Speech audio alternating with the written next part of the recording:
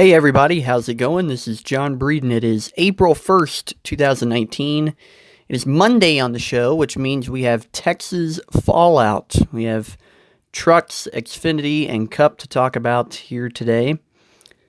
But as well as some controversy this weekend surrounding, once again, group qualifying. I'm going to make this brief because I don't want to spend the entire show talking about this. On Wednesday, they made the change to the qualifying rules, which was if you don't complete a lap before the time runs out, you go to the back of the field and you don't fall back on your previous times. This is, of course, stemming from what happened at California, which, if you remember, the round of 12, the final round of qualifying, all 12 drivers did not make a lap because they were waiting qualifying out to get a run in the draft. So they made this rule change. They also said if you block pit road, your times are disallowed and you go to the back as well. Both of these were problems in California. And what changed in Texas? Well, they did make some laps, but they continued to wait on pit road because they wanted to get a run with all the other cars. And in fact, if you go back and watch, Ryan Newman blocked the center of pit road. And when Clint Bowyer was trying to get out, he was boxed in. And you know what? Ryan Newman was not penalized. He was not sent to the back. I pretty much called this on Wednesday. I pretty much told you guys what was going to happen. And that was my prediction. My prediction was, first of all, I predicted the rule change. I predicted that they were going to do a thing where you go to the back of the field if you don't make a lap. And that, in a way, that was a success because everybody made a lap. However, I also said on Wednesday that the cars are probably still going to wait on pit road. They're probably still going to play strategy, and they're going to wait till the last few minutes so they can go out with every car and get a run in the draft for their qualifying lap. And that's exactly what happened, besides a few exceptions. I think Daniel Suarez was one of the cars that made a lap on his own. I think Eric Jones made a lap on his own, but overall, the point of this is nothing really changed besides the fact that everybody got a lap down. And furthermore, I add that they made this new rule about blocking pit road. And when somebody blocked pit road, aka Ryan Newman, they didn't even enforce the rule. They did not even send Ryan Newman to the back. Now, I have not read any comments from NASCAR on why they didn't penalize Ryan Newman. I'm sure they're going to say that, he was trying to... See, here's the... If you didn't watch, okay, the rule is you cannot block pit road. There must be a path to go down pit road. So all the cars are sitting on pit road, but they're in two single-file lines. And right in between them is this big hole where if you want to go out and make a lap, you just go in that middle lane and you get up on the racetrack. So Ryan Newman I think he's just like pulling in to park, and his back end is hanging out.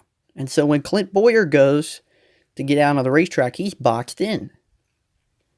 So that should have been a penalty. And look, even if Ryan Newman was just trying to pull into a stall, he still blocked the pit lane.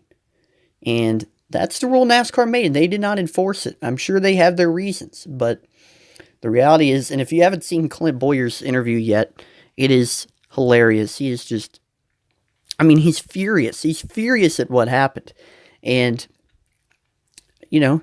rightfully so. He should have been mad, but like I said, I'm sure they had their reason on why they did not penalize Ryan Newman, but overall, I don't even really want to talk about that because that's not even the major issue. The big issue is these cars, they still waited on pit road.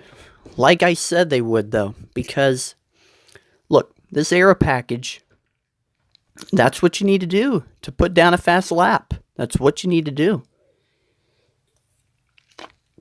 And, I think NASCAR, listen, I don't even know how to explain this. How does NASCAR not understand that, yes, they made the rule, okay, if we say, okay, if you don't put a lap down, you go to the back, then these guys will go out sooner.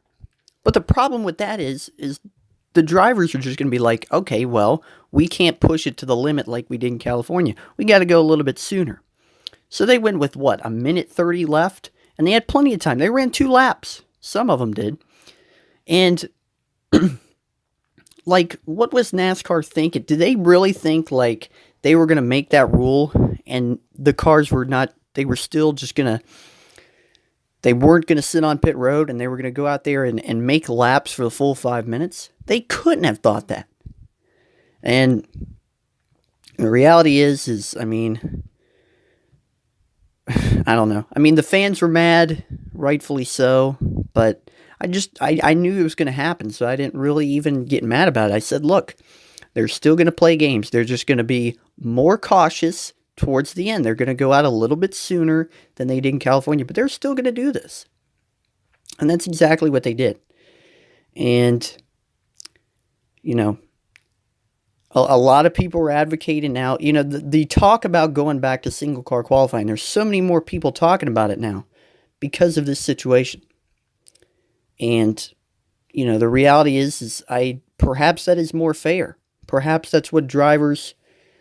Look, even Dale Jr. was on Twitter. Here's the thing. Okay, so if you weren't on Twitter, Jamie Little tweeted out. I don't have the exact tweet, but she basically said, this is entertaining. Group qualifying is a good show. Be careful what you wish for if you bring back single car qualifying. And there were so many people that were disagreeing with her. Like Dale Jr. went on and said, single car qualifying, I forget exactly what he said.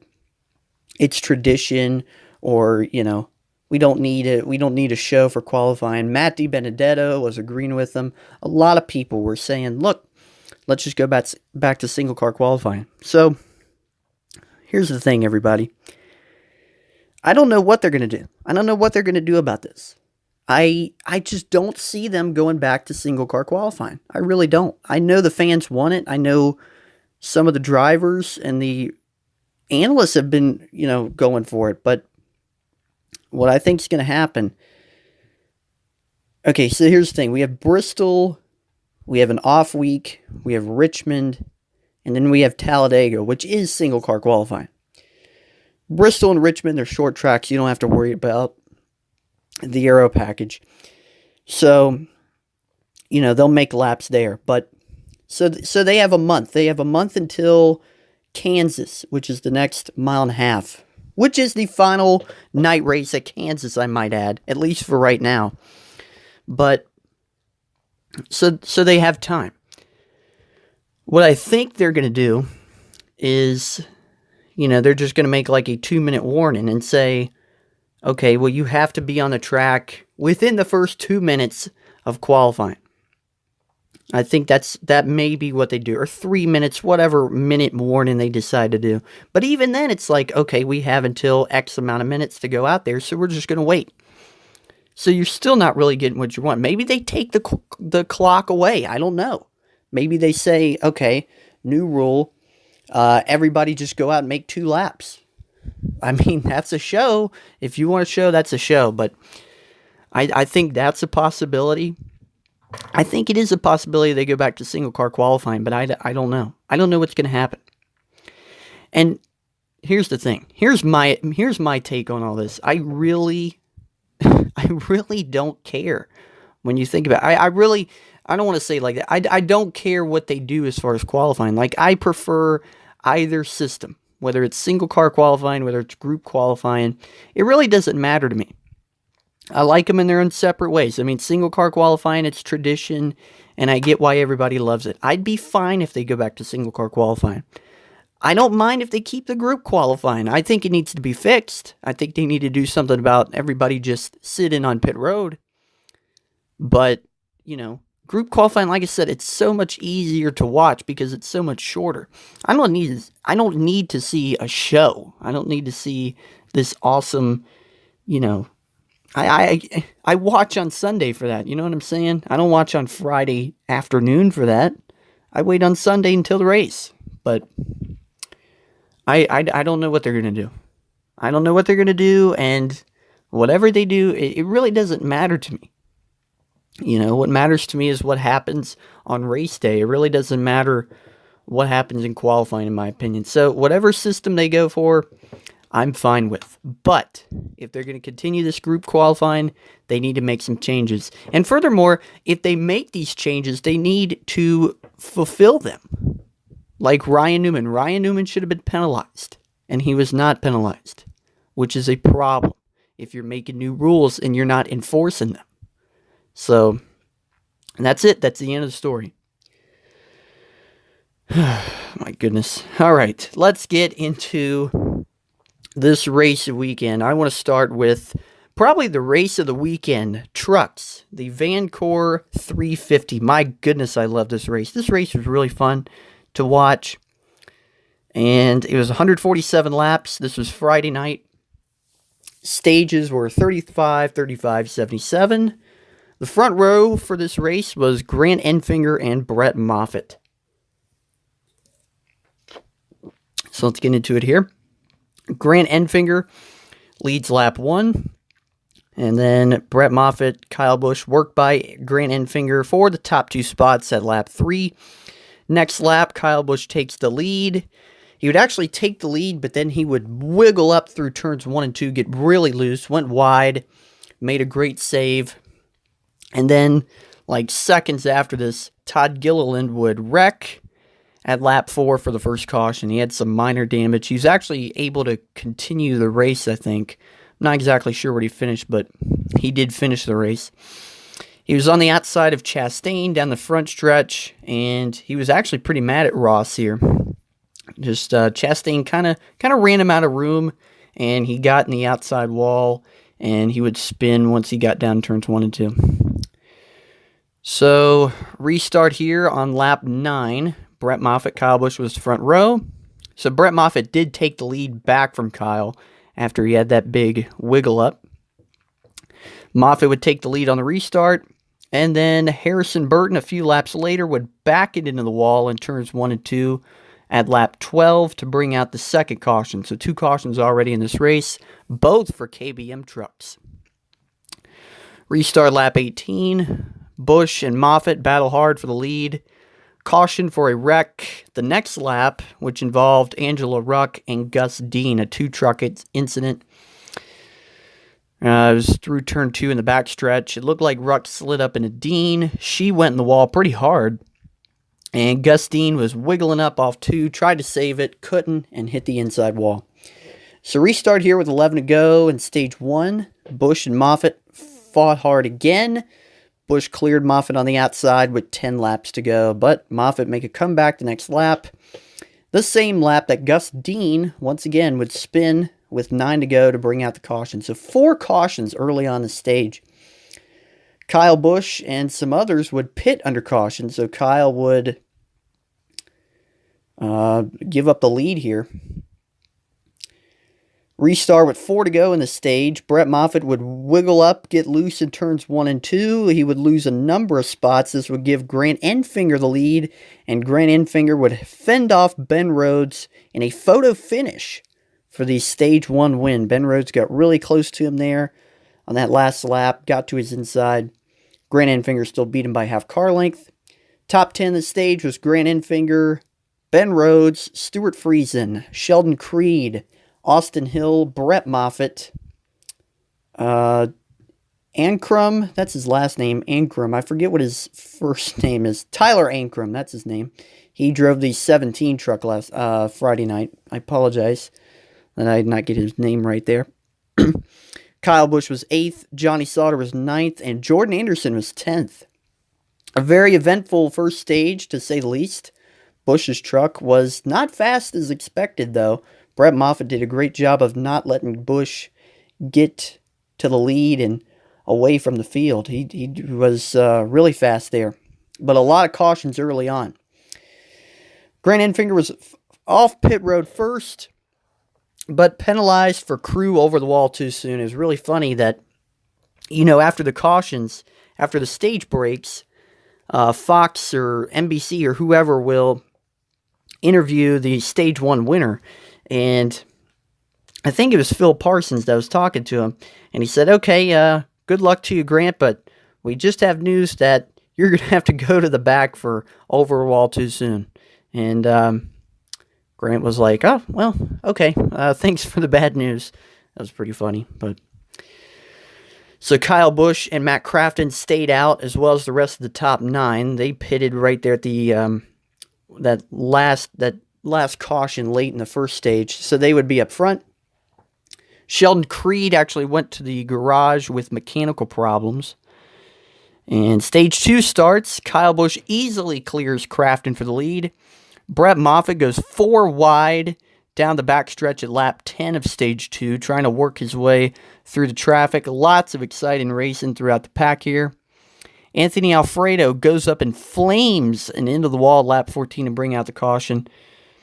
He overshot the corner a bit, slid up into Stuart Friesen, going through 1 and 2, and backed it around. The 6th caution of the race, and it ended up being a red flag. It was a very scary wreck for Anthony Alfredo. Luckily, he was okay. Restart at lap 22 of stage 2. Kyle Busch jumps ahead on the restart.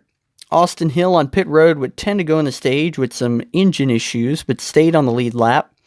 And Kyle Busch would cruise to the stage 2 win. So I mentioned that I didn't think his car was very fast in that first stage. Well, he proved me wrong.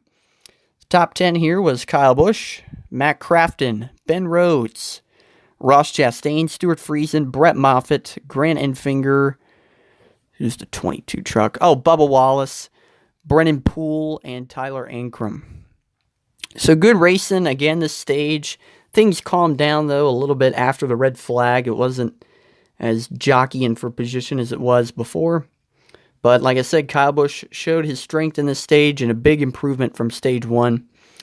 Fuel only for Johnny Sauter. During the stage caution, he would be off pit road first and Kyle Busch would be second. So the final stage, we had Johnny Sauter take the lead. Brett Moffitt passed Kyle Busch for second. The field stacked up behind the leaders. Busch would take second back with 67 to go. And then a lap later, Kyle Busch would blast past Johnny Sauter for the lead. Sauter falls back to 5th in 2 laps, so that fuel-only strategy didn't really work out for Johnny there. Moffitt starts putting pressure on Kyle Busch with 55 laps to go. This was the battle for the lead. Moffitt takes the lead from Busch on the outside and pulls away with 49 to go. Busch closed the gap back up a bit, and then Corbin Forrester would crash into the wall in turn 2 with 45 to go to bring out the 8th caution of the race. They'd come to pit road here. Kyle Busch would be off first off pit road with 2 tires. Crafton was second. And different strategies this stop. And Brett Moffitt would be back to 10th after taking 4 tires. Now listen. I said at the beginning that I loved this race, and I still do, okay? This race was awesome. If you watched it, I thought it was a great race. But this race would have been a masterpiece if you had Kyle Busch and Brett Moffitt both on 4 tires at the front of the field with this restart. They were the 2 best trucks all race long. Brett Moffitt went up and passed Kyle Busch. He went up and passed him and started pulling away from him with 49 to go. I could not believe my eyes. So the fact that Kyle took 2 tires here and Moffitt was back with 4 tires, I was like, man. I was like, one of 2 things is going to happen. Brett Moffitt's going to come through the field on those 4 tires, blast past everybody, get by Kyle Busch, win the race. Easily. Wasn't going to be a contest. Or Moffitt was going to, go crazy, trying to fly through the field. And these guys on 2 tires are going to hold him up and it's going to get him in a wreck or it's going to get him into trouble. Which kind of happened, but not really. Moffitt got himself into some trouble, but we'll get into that later. So restart with 38 to go. Busch gets the jump on the restart. Chastain and Matt Crafton battle for second. Brett Moffitt, once again in this race, 4 wide on the outside, fighting through traffic with 37 to go. Friesen would power by Crafton for second with 32 to go. And then Moffitt moves to third on the next lap. But then a caution for Cody Rohrball into the wall. So once again, a restart with 25 to go. The top 3 was Busch, Friesen, and Moffitt. Busch cleared. Moffitt goes to second. Moffitt tries to pass, 24 to go. Busch fends him off. Friesen takes second with 23 to go. And then Friesen and Busch would battle for the lead. Moffitt would get loose one lap, gets hit in the back by Ben Rhodes with 20 laps to go. Moffitt, smoke deployed from the 24 truck. He'd come to pit road. And meanwhile, the battle up front, Busch was starting to pull away from Friesen. So Friesen starts to close back in with 16 to go. Continuing to put pressure on Kyle with 8 to go with Stewart Friesen. So these next few laps, it's whether Friesen is going to close, whether Kyle's going to pull away. But then Kyle would pull away with 6 to go, and Stewart Friesen would not be able to close the gap. Kyle Busch would hold him off for the win at Texas. 55th career win, 4th straight Truck Series win, 4 for 4 in 2019. A great race. This was absolutely a great race. This was the best truck race of the year so far. However, like I mentioned, I wanted to see the race come down to Moffitt and Busch. I wanted to see them both on 4 tires. Or they didn't even be on 4 tires, both on 2 tires. Doesn't matter. I wanted to see them on the same strategy at the end of the race. They had the best trucks all night. They were fairly even the entire race. I mean, Moffitt would get the lead, Busch would get the lead. Actually, as a matter of fact, I thought Moffitt's truck was a little bit better. And I think it would have been a better finish that way. But nonetheless, like I said, still a great race. It was such a great race. You know what? As a matter of fact, when NASCAR posts this race on their YouTube channel, I'll probably go back and watch it. That's how much I like this race. And, of course, people are going to be like, well, I didn't like it because Kyle Busch won. But I don't care. I love this race. I thought this race was great. So let's take a look at the race results here. First through 10th, here's your top 10. Kyle Busch, Stewart Friesen, Johnny Sauter, Grant Enfinger, Matt Crafton, Tyler Ankrum, 6th place for Ankrum. Great run for him. Ross Chastain, another top 10 in 7th. Tyler Dipple, Brennan Poole, and Ben Rhodes. We have 11th through 20th. Spencer Boyd, Corey Roper, Jesse Little, Todd Gilliland fought back for 14th. Garrett Smithley, Ray Ciccarelli, Jesse Iwuji, Jennifer Jo Cobb, Brett Moffitt, 19th. I actually picked him to win the race, and he was very close to doing that, but 19th for Brett Moffitt, and then Darrell Wallace Jr. We have 21st through 32nd. This is the rounding out the field. Jordan Anderson, Sheldon Creed, Cody Rohrball, Corbin Forrester, Joe Nemechek, Timmy Hill, Austin Hill, Anthony Alfredo, Gus Dean, Angela Ruck, Harrison Burton, and Josh Ryam. That is your truck race. Like I said, a very good race. If you haven't watched it, when NASCAR puts it on YouTube, go watch it. It was a great race. So now we have Xfinity to talk about. The My Bariatric Solutions 300. This was 200 laps. The stages were 45, 45, 110. Front row here, Christopher Bell, Brandon Jones. Bell would clear for the lead early. Jeremy Clements, though, first lap, he would get loose off turn 4 and brought out the caution. So they'd restart back at lap 6. Bell would clear Jones on the outside for the lead again. Allgaier worked his way to second. Lots of cars getting loose through turns 1 and 2 here early. A few examples of that being Tyler Reddick and Noah Gragson.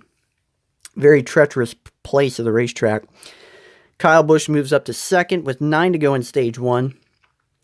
And Bell was able to hold off Kyle Busch to lead every lap for the stage 1 win. So the top 10 was Bell, Busch, Allgaier, Custer, Jones, Reddick, Cindric, Keselowski, 23 car, Hunter Nemechek, and Gregson. So Bell was dominant in the first stage, but Busch was starting to close the gap on him towards the end of that stage. So at this point, it looked like this race would either see the 20 or the 18 go to victory lane. We had Busch off pit road first. Bell was second, but he would get penalized for too fast entering. So the guy that led every single lap in the stage 1 is already going to have to fight through adversity, as Rick Allen would say. Brandon Jones takes the jack with him out of the pits and gets penalized for equipment violation. That was that was crazy. I mean, he had the jack stuck firm right underneath the car, went all the way around the racetrack with it. It was not budging either. It was stuck right underneath his car. Stage 2, Kyle Busch would clear for the lead on the restart. Custer was second, Gregson third. Timmy Hill and David Starr would both spin out on the front stretch to bring out the caution at lap 13 of stage 2. And during this caution, Brad Keselowski would give the finger to Justin Allgaier during this caution. And they showed the replay. Brad Keselowski checked up in turns 1 and 2. Allgaier got in the back of him. Keselowski slid up and lost a ton of spots. So I'm sure Brad probably thought Justin was running a bit aggressive, but I'm sure if he goes back and watches the replay, he'll understand that it was not intentional. Restart here, lap 19. Busch easily clears for the lead. Gregson goes to second. We have Keselowski back, wrecked here. Backs it into the wall in turn 2 to bring out the caution at lap 20. And they show the replay. Justin Haley got loose underneath him and just turned him around. We've seen a lot of that. Saw a lot of that this weekend in the Xfinity and truck race. Somebody would get loose underneath somebody and they'd wreck. Restart lap 26. Noah Gragson would pass Kyle Busch for the lead. Allgaier goes to second with 17 to go in the stage. But then, a few laps later, 10 to go in stage 2, Ray Black Jr. backs into the wall. Another caution. Pit stops here. Kyle Busch would be off first. Ryan Sieg and Ross Chastain stayed out for the restart with 3 to go. Ryan Sieg would jump up front and upset Kyle Busch for the stage 2 win. So few enough laps there. Kyle couldn't catch him. Ross Chastain was second, and Ryan Sieg won the stage. Here's your top 10. We had Sieg, Chastain, Reddick, Busch, Bell, Gregson, Jeb Burton, Cole Custer, Justin Haley, and Brandon Jones. Kyle Busch definitely had the best car in the stage, but the late strategy of the 39 of the 4 cost him a stage win. And let me tell you something, Noah Gragson going up and passing Kyle Busch on the restart, that was really surprising. I was not expecting that. Great job there by Noah. And Brad Keselowski could have been a possible winner in this race, wrecked out in this second stage. Is ultimately the story of this stage, because I thought he was going to finish second to Kyle Busch, but he wrecked out. So Reddick would gain the lead after Sieg and Chastain came into pit. Final stage here. And I actually watched this race late. I watched the beginning of the race, like the first half. And then I watched the end when I got home. I was out doing stuff. I watched this race very late, like midnight. So if I miss anything, I apologize, because it was very hard to focus. I was exhausted. So We had Reddick and Busch the front row, and Christopher Bell right here would slip past Tyler Reddick and Kyle Busch for the lead. I think he went 3 wide underneath him on the backstretch. And then Justin Allgaier would spin through the grass, bringing out the caution with 75 to go. Looked like he just got loose off 4, but luckily for him, no damage. Reddick was off pit road first during this caution. Bell was second. Busch was third. 69 to go. Restart. Reddick clears Bell for the lead. And then next lap, Cole Custer, Brandon Jones, both running solidly in the top 10. They spin in turns 1 and 2, both back it into the wall. Both cars destroyed. And Custer got loose underneath Jones, and around they went. So another caution here. Restart with 61 to go. Reddick got loose on the bottom, and Bell would clear him for the lead. Kyle Busch goes wide in turns 1 and 2 with 60 laps to go. He would fall back to 8th place after running, I guess, in 3rd at that time. But then he'd make a comeback. He was up to 3rd with 25 laps to go. A long green flag run here. And then this was the caution. Jeremy Clements would stall on pit road, and that would bring out the caution with 12 laps to go. Kyle Busch, during this pit stop, this ultimately won him the race. He would go fuel only here and get off pit road first. Bell would go back to 3rd after taking 2 tires. So, restart now. It's Busch, Reddick, Bell, the top 3. Busch would easily clear Reddick for the front spot with 6 to go. Kaz Grala would graze the wall the last lap. The next lap, sorry. 5 laps to go. Still no caution, though.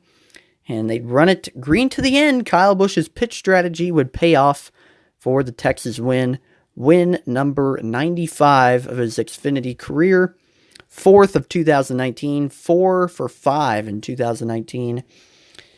You know, this race, I thought it was great. I thought it was pretty good at the first half of the race. Second half, I don't know.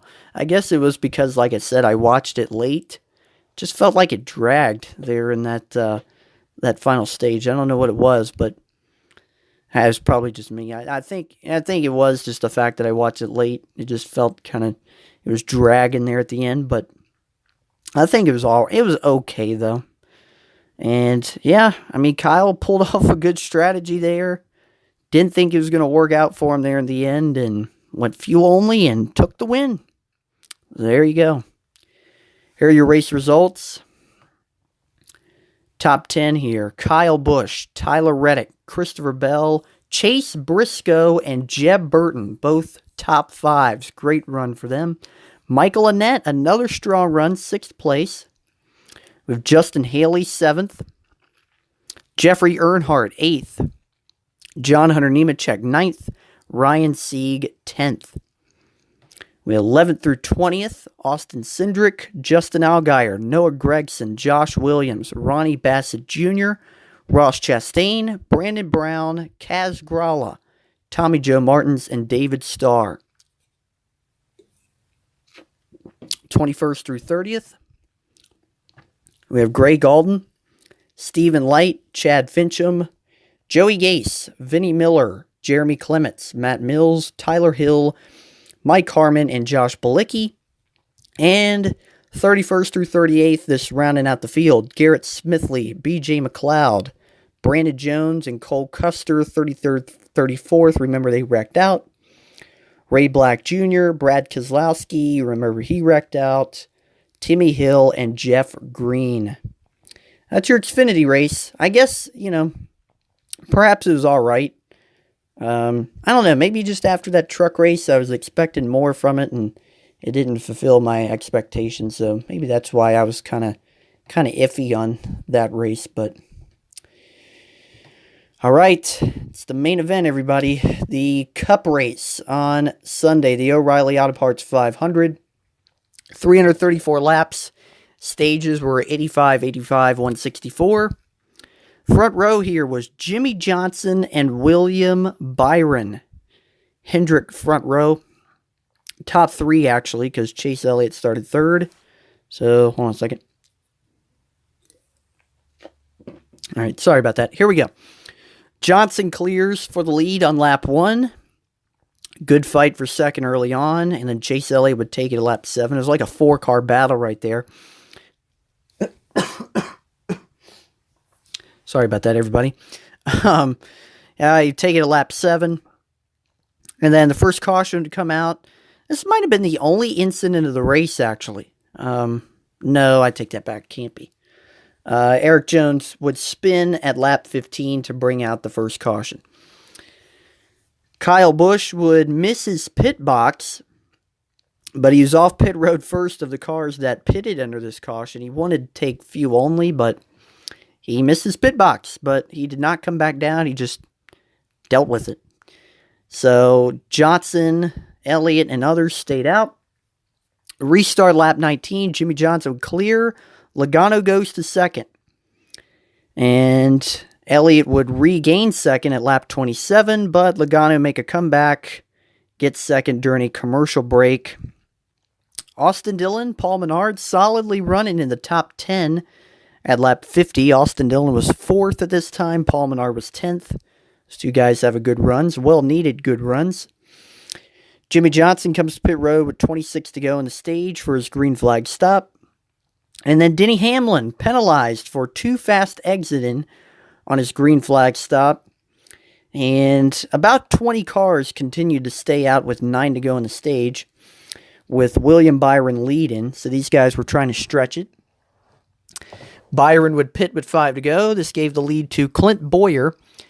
And Byron would have a slow stop after a right rear air gun issue. Bowyer pits with 3 to go, and the lead would cycle back to Logano.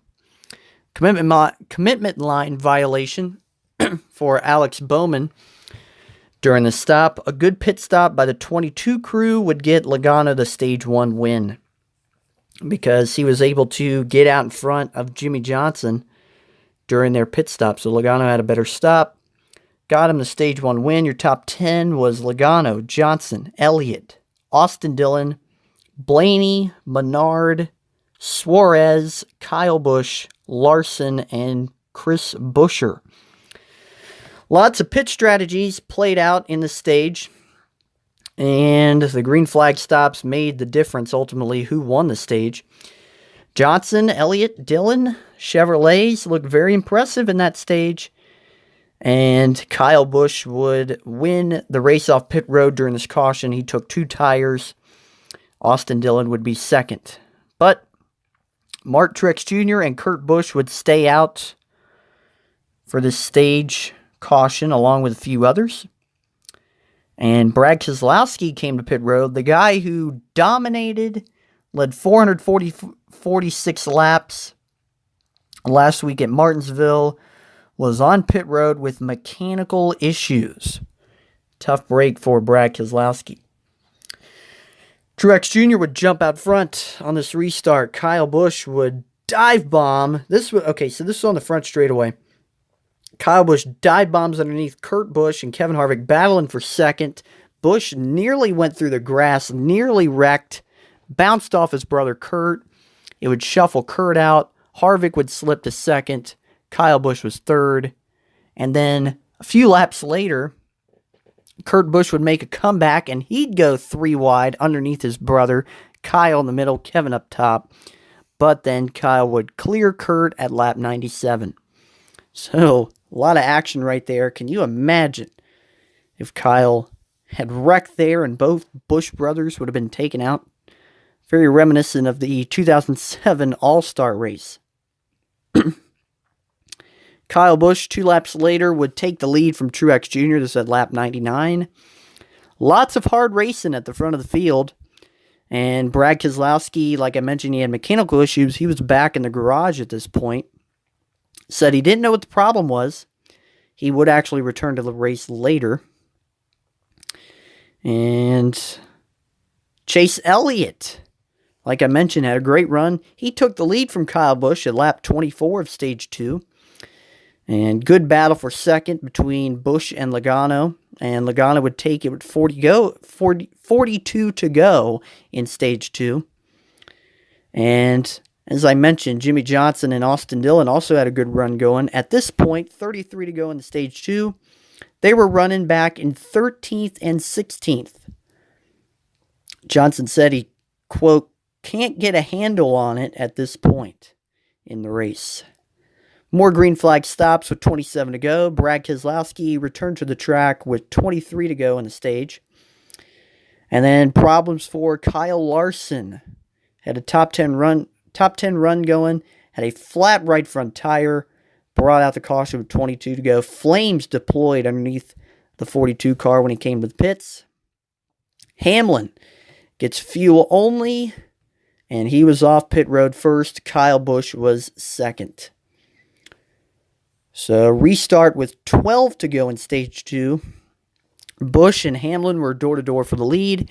Hamlin clears with 11 to go. We had Ryan Blaney then take second from Busch with 2 to go. Suarez went to third. And the fuel-only stop would get Hamlin the stage 2 win.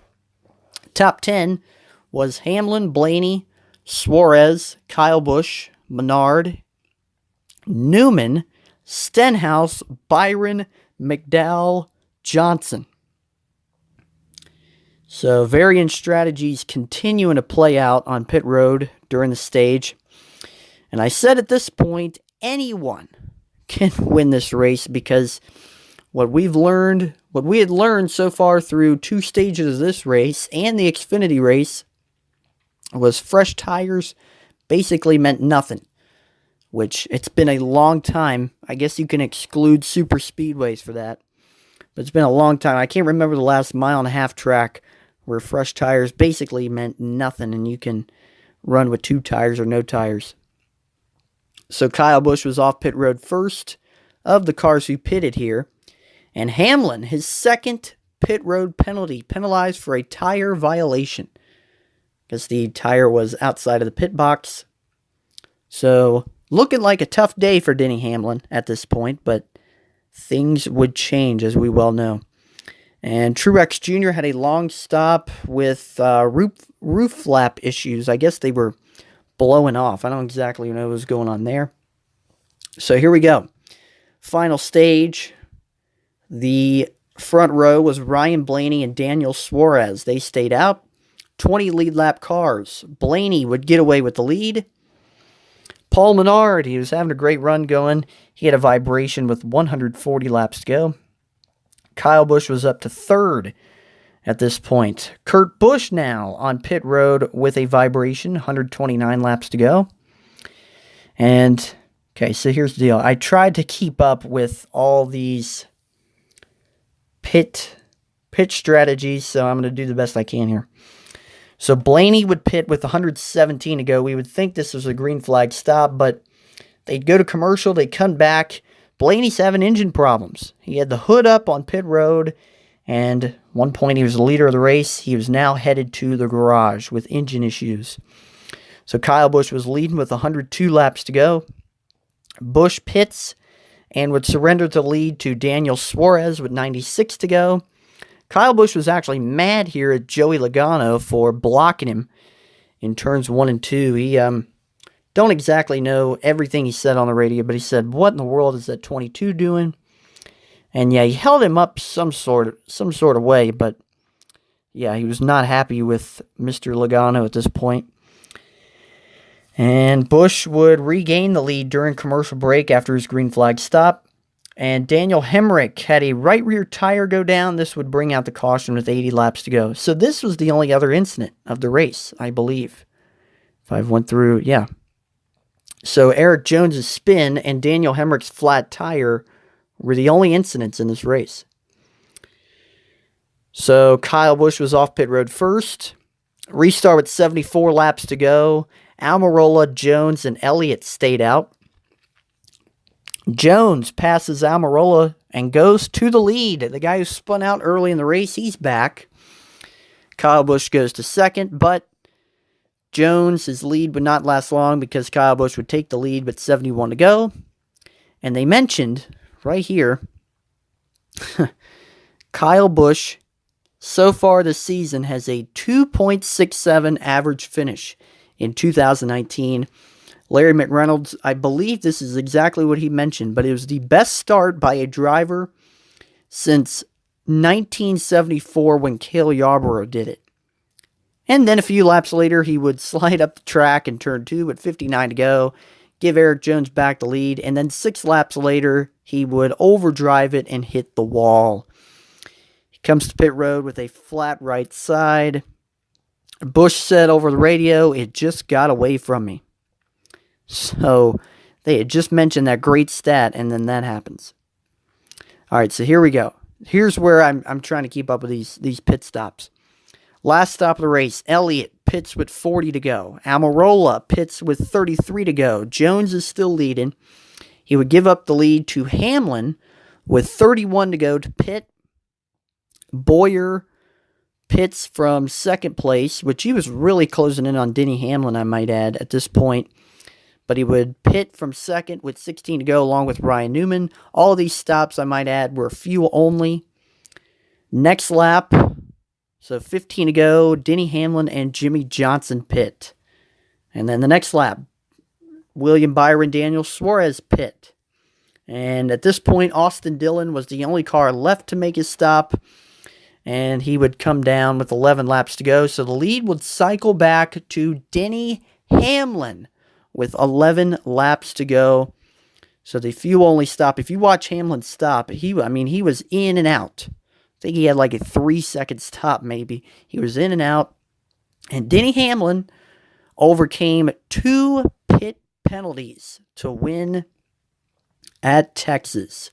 His second win of 2019 and 4th for Joe Gibbs Racing of 2019. They also mentioned the last 5 winners of the second stage of the race went on to win. So, yeah, there is Texas. And, congrats to Denny Hamlin. He overcame 2 pit road penalties to win. And, truth be told, I think Kyle Busch had it in the bag. He had the weekend sweep in the bag until, like I mentioned, he overdrove it and hit the wall. And I don't know. That happened a lot to Kyle. That happened in every race to Kyle Busch this weekend, at least one time. As far as wiggling up and getting loose, going up the track. It happened in Truck Race, Xfinity, and Cup. And unfortunately, in the Cup race, he could not recover from it. But hey, Denny Hamlin wins again. And, I do have to say something about Denny Hamlin. And Denny Hamlin has spent his entire Cup career with Joe Gibbs Racing. He's come close to win championships before and hasn't quite worked out. Just come up short 2010. Other years, 2012, he's had a good year. Could have won the title. 2014.